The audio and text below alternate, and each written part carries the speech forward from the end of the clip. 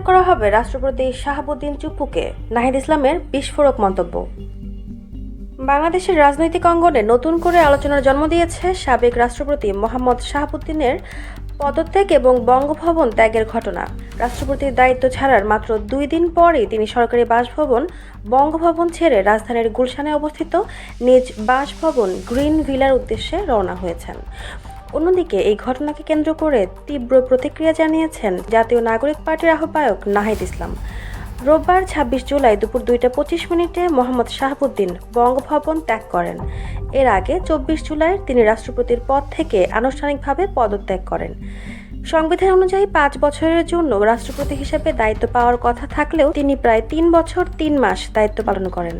দায়িত্ব পালনকালে তিনি রাষ্ট্রের বিভিন্ন সাংবিধানিক দায়িত্ব পালন করেন এবং গুরুত্বপূর্ণ রাষ্ট্রীয় অনুষ্ঠানে অংশ নেন। তবে পদত্যাগের মাধ্যমে তার রাষ্ট্রপতি হিসেবে দায়িত্বের সমাপ্তি ঘটে।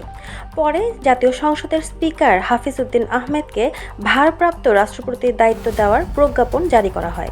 এদিকে রাষ্ট্রপতির পদত্যাগের পরপরই বিষয়টি নিয়ে কড়া অবস্থান নিয়েছেন জাতীয় নাগরিক পার্টি।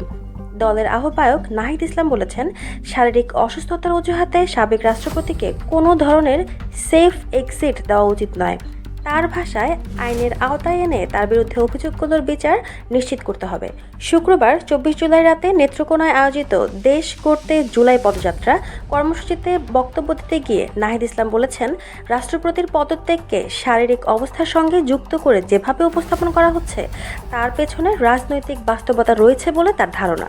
তিনি দাবি করেন, সরকার গঠনের পরই সাবেক রাষ্ট্রপতির বিরুদ্ধে প্রয়োজনীয় আইনগত ব্যবস্থা নেওয়া উচিত ছিল। তিনি আরও বলেন, ফ্যাসিবাদ, দুর্নীতি, গণহত্যা এবং অন্যান্য অপরাধের সঙ্গে জড়িতদের বিচার বাংলার মাটিতেই হতে হবে। জুলাই গণ অভ্যুত্থানে যারা প্রাণ দিয়েছেন তাদের প্রতি দেওয়া অঙ্গীকার বাস্তবায়নের জন্য সুষ্ঠু বিচার নিশ্চিত করা প্রয়োজন বলেও মন্তব্য করেন তিনি। রাষ্ট্র সংস্কারের বিষয়েও বক্তব্য দেন নাহিদ ইসলাম। তিনি বলেন, জুলাই সনদ বাস্তবায়ন, গণভোটের রায় কার্যকর, পুলিশ ও প্রশাসনিক সংস্কার এবং দুর্নীতি ও লুটপাট বন্ধ না করা হলে কাঙ্ক্ষিত পরিবর্তন সম্ভব নয়। তার দাবি, জুলাই আন্দোলনের উদ্দেশ্য শুধু একটি সরকারকে সরিয়ে অন্য একটি সরকারকে ক্ষমতায় বসানো ছিল না, বরং রাষ্ট্র ব্যবস্থার মৌলিক সংস্কার নিশ্চিত করাই ছিল মূল লক্ষ্য।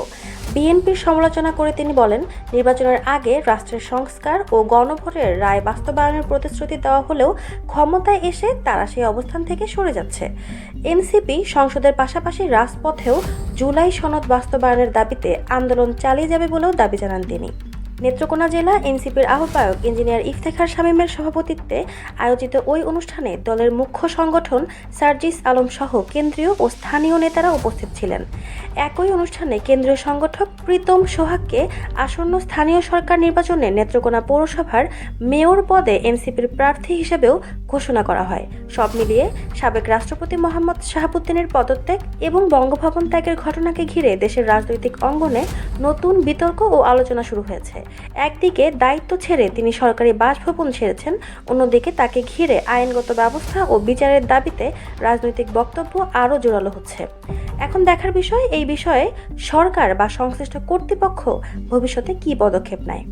আপনার কি মনে হয়, রাষ্ট্রপতি মোহাম্মদ শাহাবুদ্দিনকে নিয়ে পরবর্তী পদক্ষেপ কী হওয়া উচিত? আপনার মতামত অবশ্যই জানাবেন।